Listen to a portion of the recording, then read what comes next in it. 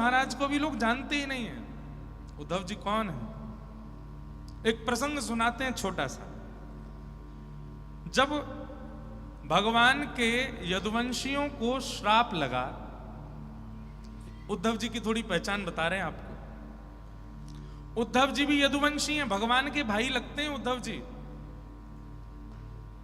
तो जब यदुवंशियों को श्राप लगा तो सारे यदुवंशी भगवान के पास गए, भगवान से जाके बोले आप सबके ताप भरते हो, सबके पाप भरते हो, सबके शाप भर लेते हो। हमने सुना है कि आप पूर्व जन्म में राम बनकर के जब आए थे तब आपकी चरण की रज पड़ने से एक शापित महिला जो कि पत्थर थी वो ठीक हो गई। आपके अपने परिवार को शाप लगा है, इसको दूर नहीं करोगे? ठाकुर जी बोले निश्चित करूंगा, क्यों नहीं करूंगा। बोले कुछ उपाय बताइए ना, हम लोग शापित हो गए हैं, हम सब लोग लड़ झगड़ के एक दिन मर जाएंगे, पूरा यदुवंश नाश हो जाएगा, इस शाप को कैसे भी दूर कराओ। ठाकुर जी बोले एक उपाय है। बोले क्या? ध्यान से सुनना। हमारे सौराष्ट्र में एक महादेव विराजमान है जिनका नाम है सोमनाथ। क्या नाम है? वे सोमनाथ भगवान जो हैं महादेव, वो शाप विनाशक महादेव हैं। चंद्रमा को शाप लगा है क्योंकि दक्ष प्रजापति ने अपनी कन्याओं का विवाह इनसे किया, परंतु ये सबसे ज्यादा प्रेम रोहिणी से करते हैं। तो बाकी की पुत्रियों ने जाकर के दक्ष से शिकायत कर दी कि चंद्रमा हमसे इतना प्रेम नहीं करते, केवल रोहिणी से करते हैं। तो दक्ष प्रजापति ने बिना कुछ सोचे समझे शाप दे दिया कि तुम अपने सुंदर रूप का बड़ा गुमान है, तुम अपने रूप से विहीन हो जाओ। तो चंद्रमा ने कहा ससुर जी अगर मैं रूप विहीन हो गया तो आपकी पुत्रियां सब विधवा हो जाएंगी। मैंने प्राण त्याग दिए, रूप विहीन का मतलब तुम अंतर्ध्यान हो जाओ, प्राण त्याग दो, आपकी पुत्रियां विधवा हो जाएंगी। दक्ष बोले ये तो मैंने सोचा ही नहीं, बिना विचार किए क्रोध कर दिया, अब क्या करें? भैया हमारी बात सुनो, हम कल से बिल्कुल परेशान नहीं करेंगे, आज और कथा करन दो, इधर वाले ने कह दो, बस इधर कह दीजिए, यहां पे पीछे वहां हमारी आवाज जा रही हो तो काले कपड़े वाले भैया ने धीरे बोल लो। कह दिया आपने? हाँ बोल दीजिए एक बार, धीरे बोलो थोड़ा सा, कथा करने हम। क्या बता रहा था मैं, कहां था? हाँ, तो चंद्रमा को शाप लगता है, मतलब मैं रूप विहीन हो जाऊंगा तो आपकी पुत्रियां विधवा हो जाएंगी, फिर क्या करोगे? तो फिर दक्ष प्रजापति बोले ये तो मैंने गलती कर दी, मैंने क्रोध में आके तुमको शाप दे दिया। बोले अब एक तरीका है। बोले क्या? शाप खत्म तो नहीं हो सकता, पर शाप के प्रतिफल वरदान मिल सकता है और वो केवल महादेव दे सकते हैं। तो महादेव की आराधना करो। तब सोम यानी कि चंद्रमा ने आकर के वहां आकर के तप किया समुद्र में खड़े होकर के, इसीलिए वहां सोमनाथ प्रकट हुए, चंद्रमा के नाथ। और सोमनाथ महादेव प्रकट होकर के बोले देखिए शाप तो नहीं कटेगा, लेकिन हां हमारा आशीर्वाद है, 15 दिन तुम शाप में रहोगे और 15 दिन हमारे आशीर्वाद में रहोगे। तो पूर्णिमा से अमावस्या तक यहां पर 15 दिन जब गति घटती है चंद्रमा की, ये शाप है। और फिर दोबारा जब अपने रूप में पूर्णिमा तक आते हैं, ये महादेव का आशीर्वाद है। तो भगवान कृष्ण ये कथा सुनाते हैं यदुवंशियों को। हमारे यदुवंश को शाप लग चुका है, अब शाप दूर करने की सामर्थ्य तो महादेव में है, कोई ना कोई उपाय तो महादेव बताएंगे।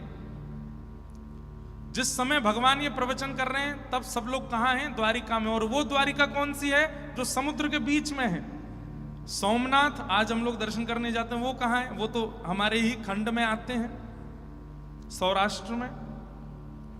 भगवान बोले बड़ी बड़ी नाव बुलाइए और सब लोग बैठ करके सोमनाथ जाएंगे और वहां जाकर के सोमनाथ में यज्ञ करेंगे, हवन करेंगे, महादेव की आराधना करेंगे, फिर महादेव हमारे शाप का निवारण बताएंगे। सब लोग सुनकर के बड़े खुश हो गए, वाह वाह भगवान ने हमारी रक्षा का उपाय बता दिया। लेकिन दूर बैठे उद्धव भगवान को तिरछी नजर से देख रहे थे। भगवान ने उद्धव की ओर देखा, उद्धव से बोले क्या बात है? बोले आप कितने चतुर हो, मैं इसका आंकलन लगा रहा हूं। भगवान बोले क्यों? बोले अभी सबको जाने दो फिर बताता हूं। सब यदुवंशी जब चले गए तो उद्धव जी महाराज आके भगवान से बोले, आपकी द्वारिका नगरी किसने बनाई है? बोले विश्वकर्मा ने। और ये सूतक, पातक, सोबर, शाप, पाप, पुण्य, ये सब कहां लागू होते हैं? ये सब होते हैं ब्रह्मा की बनाई हुई पृथ्वी पर। आपकी द्वारिका ब्रह्मा ने नहीं बनाई है, आपकी द्वारिका विश्वकर्मा ने बनाई है। इसका मतलब यहां कोई कितना भी शाप देवे, किसी को शाप लगता ही नहीं है। आप जबरदस्ती यदुवंशियों को नाव में बैठा करके सौराष्ट्र लेकर के जा रहे हैं, जो कि ब्रह्मा का बनाया हुआ है। वहां उतरते ही यदुवंशियों को शाप लगेगा, अभी शाप लगा नहीं है। भगवान ने तुरंत उद्धव का मुंह बंद किया, बोले चुप रहे, बिल्कुल शांति, ये भेद किसी को पता नहीं चलना चाहिए। उद्धव जी बोले आप कर क्यों रहे हैं ऐसा? अरे ये यदुवंशी वैसे ही डर रहे हैं, किसी को शाप लगा थोड़ी है, क्योंकि आपकी द्वारिका तो विश्वकर्मा की बनाई हुई है। भगवान बोले उद्धव, मेरे बार पृथ्वी पर सबसे बड़ा भार बनेगा मेरा परिवार, क्योंकि इनको यह बात पता है कि मैं भगवान हूं और ये भगवान के वंशज हैं, और जीवन पर्यंत ये भगवान के वंशज हैं, भगवान के वंशज हैं। इसी भार से पूरे विश्व को परेशान करेंगे, इसलिए मुझे यदुवंशियों का नाश करना आवश्यक है। पर मैं स्वयं अपने परिवार का उद्धार कैसे करूं? इसलिए संतों को माध्यम बना के शाप लगाया। मुझे पता है यहाँ शाप नहीं लगा है, इसलिए मैं इनको लेके जाऊंगा, ताकि सोमनाथ में जैसे ही ये पांव रखें, ब्रह्मा की पृथ्वी पर जैसे ये जाएं, इनको शाप लगे। और मैं तुम्हें नहीं लेके जाऊंगा, तुम यहीं रहोगे। उद्धव जी बोले मुझे क्यों छोड़ के जाएंगे? बोले क्योंकि तुम मुझे बहुत प्रिय हो। मेरे जाने के बाद मेरे धर्म का, मेरे भाव का, मेरी भक्ति का अगर कोई रक्षण करेगा तो वो उद्धव तुम करोगे, इसलिए तुमको नहीं लेके जाऊंगा मैं। ये है उद्धव, जो भगवान की हर गति, अगर ठाकुर जी ने इधर मुंह किया है तो उद्धव को पता है कि किसको देखने के लिए किया है। ठाकुर जी ने तिरछी नजर की है तो उद्धव जानते हैं कि इनके मन में क्या चल रहा है। ठाकुर जी कह रहे हैं कि मुझे तो नींद आ रही है, तो उद्धव देखते ही समझ जाते हैं। भगवान द्वारिका में सबसे बचते, सबके सामने जाते हैं, उद्धव से डरते हैं बस। क्यों? बोले इसको मेरे मन की सब पता है, मैं कहाँ जाऊंगा, क्या सोच रहा हूं, क्या करने वाला हूं, ये उद्धव है। इतना तो अर्जुन को भी अधिकार नहीं है जितना उद्धव का है। और इसका विस्तार अगर सुनना है तो 10 अक्टूबर वाली कथा सुनिएगा, बद्रीनाथ वाली। वहां उद्धव क्या है ये पता चलेगा, क्योंकि उद्धव जी महाराज बद्रीनाथ में ही है। आज भी उद्धव जी बद्रीनाथ में विराजमान है।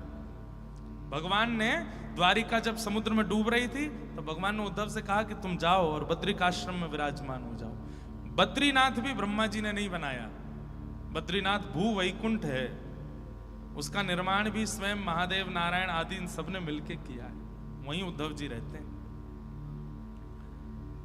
और सबसे बड़ी बात बताएं, अर्जुन को ज्ञान उपदेश कृष्ण करते हैं, सुदामा जी को ज्ञान उपदेश शांतिपनि उपाध्याय करते हैं, परंतु उद्धव को ज्ञान तो हमारी किशोरी जी देती हैं, श्री राधा रानी देती हैं।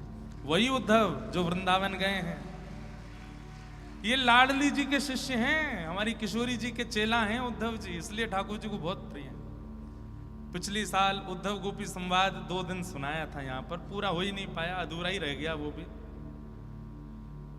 उद्धव जी मथुरा से वृंदावन आए हैं, यहीं तक हो पाई थी पिछले साल कथा। पर उद्धव जी का जो वृंदावन में किशोरी जी के साथ में संवाद है, मधुपक तब बंधो